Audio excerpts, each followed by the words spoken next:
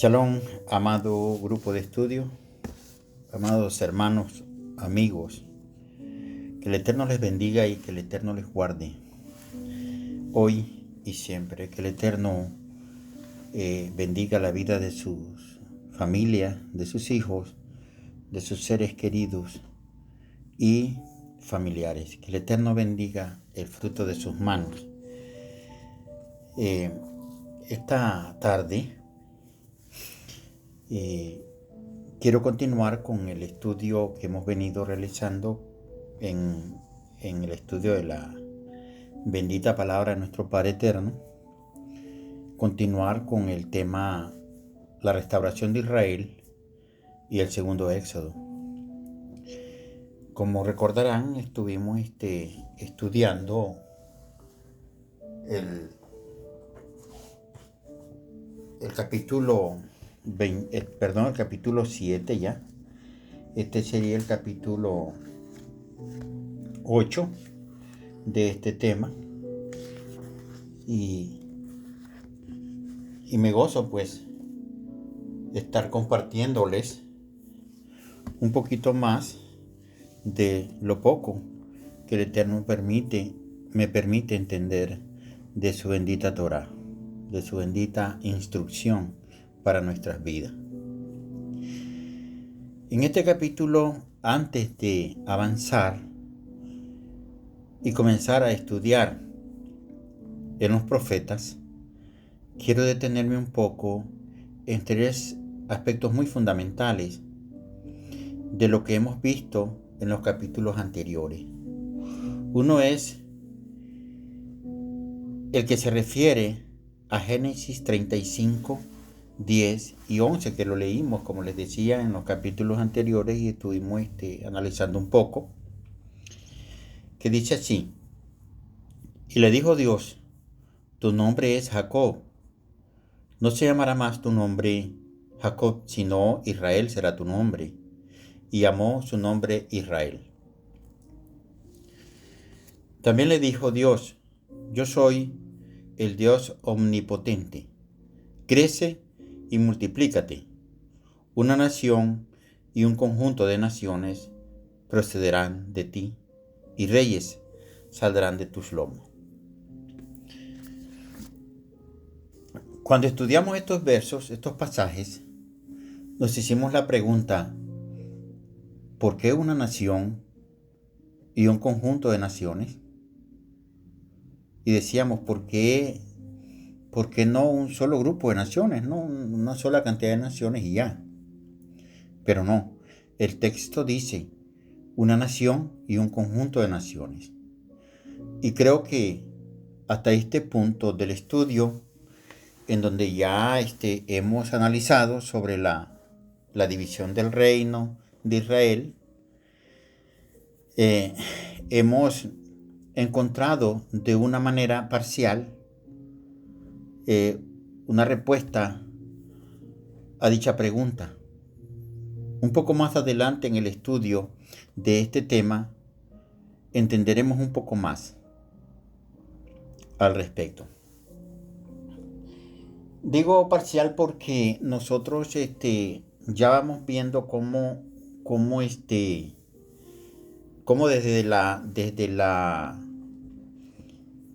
desde la primogenitura, desde la bendición de la primogenitura y la bendición mesiánica, vemos que Israel se divide. O sea, las 12 tribus prácticamente, que todavía en este momento no son tribus, quedan ya diseñadas para ser divididas en bendiciones. Y decíamos que la bendición mesiánica cae sobre Judá, que es de donde viene nuestro amado Mesías, y la bendición de la primogenitura vemos que es dada al hijo menor, al penúltimo hijo de nuestro padre Jacob, que es José. Más adelante vemos cómo estas 12 tribus después se dividen. Se dividen en 10 a un lado y 2 a otro lado, conformando así una nación, y de estas otras 10 van a venir el conjunto de naciones. Por eso es que le decía que lo entendimos. Encontramos una respuesta parcial más adelante en el desarrollo de este estudio. Vamos a ir viendo cómo se conforma este conjunto de naciones. Bien, el segundo aspecto tiene que ver con aquello que también estuvimos revisando cuando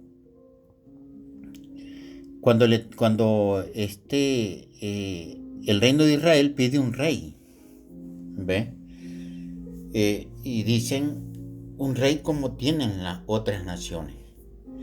Esto lo podemos encontrar en 1 Samuel, capítulo 8, versículo 4 al 7, que dice así: Entonces todos los ancianos de Israel se juntaron y vinieron a Ramá para ver a Samuel. Y le dijeron: He aquí, tú has envejecido, y tus hijos no andan en tus caminos. Por tanto, constitúyenos un rey que nos juzgue como tienen todas las naciones. Pero no agradó a Samuel esta palabra que dijeron: danos un rey que nos juzgue. Y Samuel oró al Eterno. En el versículo 7 dice: Y dijo el Eterno a Samuel: Oye la voz del pueblo en todo lo que te digan, porque no te han rechazado a ti, sino a mí me han rechazado para que no reine sobre ellos. Les he compartido los 4 versos para que entendamos el último, que es el verso 7. Recordamos que dijimos que Israel pidió un rey y el Eterno les dio a Saúl como su rey. Aquí nos debemos preguntar: ¿quién fue el primer rey de Israel? De inmediato pienso en Saúl, que el primer rey es Saúl. Pero de acuerdo a lo que nos dice 1 Samuel 8:7, el primer rey de Israel no es Saúl, sino nuestro Padre Eterno. Es el primer rey de nuestro pueblo Israel. Y dijo el Eterno a Samuel: no te han desechado a ti, sino a mí me han desechado para que no reine sobre ellos. Con esto nosotros vemos que el rey, el creador de este pueblo, es nuestro Padre Eterno. Pero Él les dio a Saúl porque ellos pidieron un rey, pero Él siempre siguió siendo el rey. Puso un rey sobre su reino. Eso fue lo que hizo el Eterno. Pero Él siempre siguió gobernando, siempre siguió dirigiendo este reino. Veamos aquí el otro aspecto, que es la división del reino de Israel. Hablar de la división de este reino es algo a lo que debemos de poner especial atención, porque no estamos hablando de la división de un reino cualquiera. Estamos hablando del reino de Dios. Aquí nos debemos hacer otra pregunta: ¿dónde está el reino de Dios? ¿Está el reino de Dios en los cielos? Trataremos de encontrar o de entender un poco de esto. Para poder entender un poco y poder encontrar respuesta a estas preguntas, Vamos a irnos a leer 2 de Samuel 7:12 y 13. Dice, y cuando tus días sean cumplidos y duermas con tus padres, yo levantaré después de ti a uno de tu linaje, el cual procederá de tus entrañas, y afirmaré su reino. Y en el 13 dice, él edificará casa a mi nombre, y yo afirmaré para siempre el trono de su reino. Aquí claramente nosotros podemos entender que el Eterno le promete al rey David que un hijo suyo se sentará en su trono y que su reino no tendrá fin. Lógicamente que todos, cuando recordamos estas palabras y estos versos, estamos hablando de nuestro Mesías. En muchas ocasiones hemos dicho que el reino de Israel sí tendría un rey, pero cuando ellos pidieron un rey terrenal, tal cual lo tenían las naciones, aún no era el tiempo establecido por el Eterno para que eso pasara, de tal manera que cuando hablamos de nuestro Mesías como un rey, es de ese rey y de ese tiempo en que Él venga, en que Él esté como rey, reinando, sentado en el trono de su padre David. Ese es el tiempo del que estábamos hablando. Ahora bien, si a David, siendo rey de Israel, se le promete que nuestro amado Mesías, como su hijo, se sentará en su trono y que su reino no tendrá fin, nos queda claro entonces que Israel es el reino de Dios y que este reino está acá en la tierra y no en los cielos. Pero también hemos leído muchas veces en el Nuevo Pacto, también conocido popularmente como el Nuevo Testamento, que nuestro Mesías habla del reino de los cielos. ¿Significa esto que hay un reino en la tierra y otro reino en la tierra? No, no creo, o creo que no. Y quiero en esta ocasión hacer mención de lo que nos comparte nuestro Moré Noa Guillén. Creo que de acuerdo a la tradición oral, a nuestros hermanos judíos nunca les ha gustado, nunca les gustó compartir o escribir en cualquier parte el nombre del Eterno. Y nos dice nuestro Moré que en el Nuevo Testamento, Mateo fue escrito especialmente para nuestros hermanos judíos, para que leyeran nuestros hermanos judíos acerca del nuevo pacto. Y es por eso que en vez de decir reino de Dios, se dice reino de los cielos. Si nosotros nos damos el tiempo y revisamos a Marcos, Lucas y Juan, ninguno de ellos escribe reino de los cielos.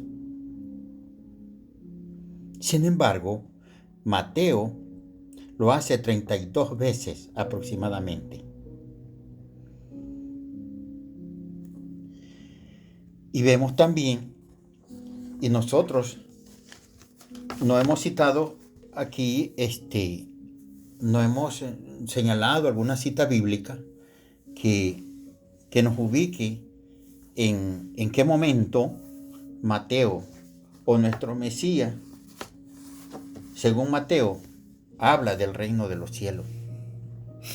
Pero hay un ejemplo bien claro que yo creo que todos nosotros conocemos y lo podemos encontrar en la parábola del hijo pródigo.